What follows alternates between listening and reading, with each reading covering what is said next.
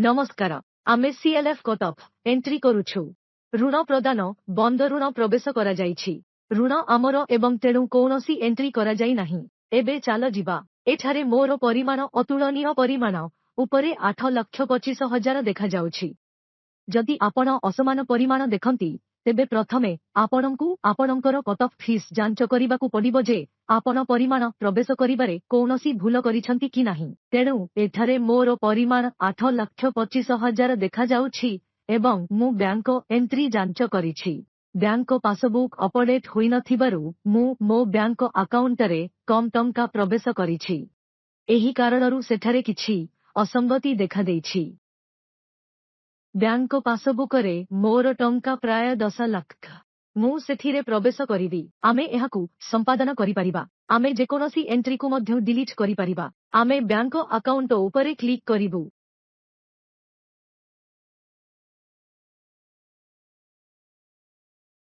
आसंतु एहाकु संपादन करिबा आम बैंक पासबुक देखाउछि जे बैंक पासबुक रे 10,55,000 रो एंट्री अछि आमर तारीख हेबो मार्च 2024 रो 31 तारीख आमे आमर बैंक बालांस अपडेट करिछु आमर बैंक बालांस अपडेट होइछि एबे चालो बैंक को जिबा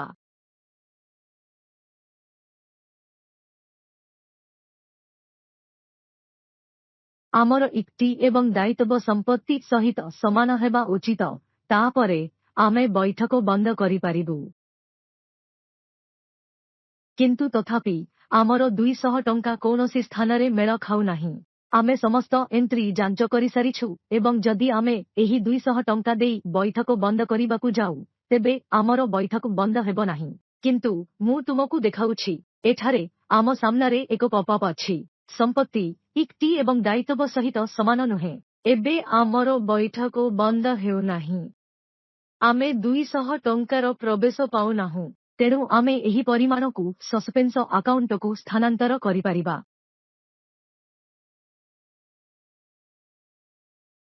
आमर राशि सस्पेंस अकाउंट को स्थानांतरित होई जाइछि किंतु गोटिए आर्थिक वर्ष मध्यरे आमकु एही 200 टंकार हिसाब देबाकु पडिबो जे अमेरिका केउ प्रवेश को हराइछि आमे एहाकु एठारे स्थायी संपत्ति रे देखि पारुछु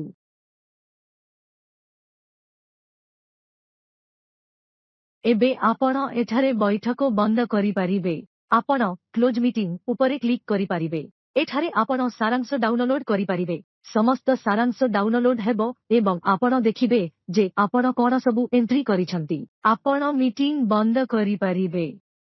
आपण क्लोज मीटिंग उपरे क्लिक करिबा मात्रे आमर मीटिंग बंद होई जिवो